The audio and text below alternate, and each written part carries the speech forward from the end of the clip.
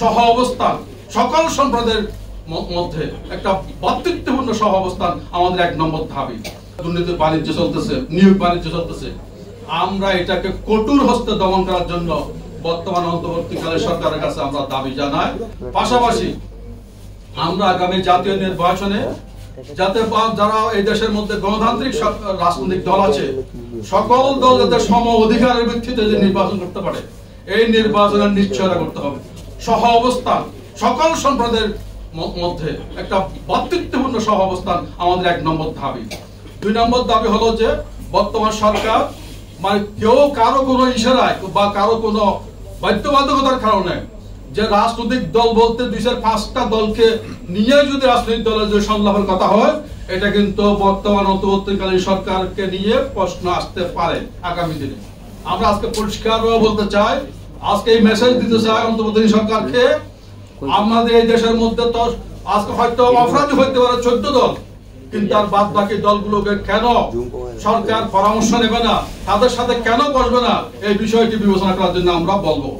আমরা এই দেশের প্রত্যাশা করি, আমরা এই দেশের যে আমাদের মানুষের যে সবচেয়ে বড় যেটা দাবি, যে আজকে এই দেশের মধ্যে যেভাবে সন্ত্রাস, লুটপাট, দুর্নীতি, এই সন্ত্রাস, দুর্নীতি, টেন্ডারবাজ, এই দুর্নীতিবাজ মুক্ত আমরা সমাজ চাই। এই দুর্নীতি কিন্তু বিগত সরকার থেকে কি করছে নতুন করে বলার প্রয়োজন নাই, কিন্তু এই দুর্নীতি এখনো বন্ধ হয়নি।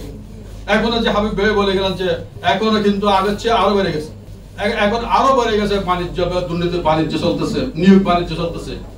আমরা এটাকে কঠোর হস্তে দমন করার জন্য বর্তমান অন্তর্বর্তীকালীন সরকারের কাছে আমরা দাবি জানাই, এবং আমাদের এই প্রত্যাশা অন্তত দুর্নীতিবাজ এবং সন্ত্রাসী এবং যারা জঙ্গিবাদ এটা আজকে আমরা আশ্চর্য হয়ে গেলাম।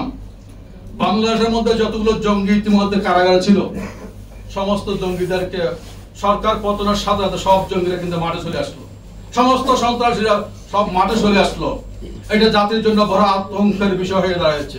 আমরা বর্তমান অন্তর্বর্তী সরকারকে বলবো যে আপনাদের উদারতা মানে এই নয় সন্ত্রাসীদেরকে রাজপথে ছেড়ে দিতে হবে, উদারতা মানে এই নয় সকল জঙ্গিকে রাজপথে ছেড়ে দিতে হবে। তাহলে এই দেশের মধ্যে যদি শান্তি শৃঙ্খলা যদি বিঘ্নিত হয়, এটা দায়ভার দিতে আপনাদেরকে নিতে হবে। আমরা এই বিষয়টিও যে জঙ্গিরা আজকে রাজপথের মধ্যে আজকে বুক খুলে যারা আজকে জীবনযাপন করছে এবং তারা কারাগার থেকে একসাথে যারা বাইর হয়ে গেছে, তাদের বিষয়টি বিবেচনায় রাখার জন্য আমরা অনুরোধ করব। সন্ত্রাসী জঙ্গি তাদের কোনো ধর্ম নাই, তাদের কোনো সীমানা নাই, তাদের কোনো দল নাই, তাদের পরিচয় নাই। তাদের পরিচয় একটা, তারা সন্ত্রাসী, তারা জঙ্গি। এই বিষয়টি বিবেচনা করার জন্য আমরা বর্তমান অন্তর্বর্তী সরকারকে অনুরোধ করব। পাশাপাশি আমরা আগামী জাতীয় নির্বাচনে যাতে যারা এই দেশের মধ্যে গণতান্ত্রিক রাজনৈতিক দল আছে, সকল দল যাতে সম অধিকারের ভিত্তিতে যে নির্বাচন করতে পারে, এই নির্বাচনের নিশ্চয়তা করতে হবে।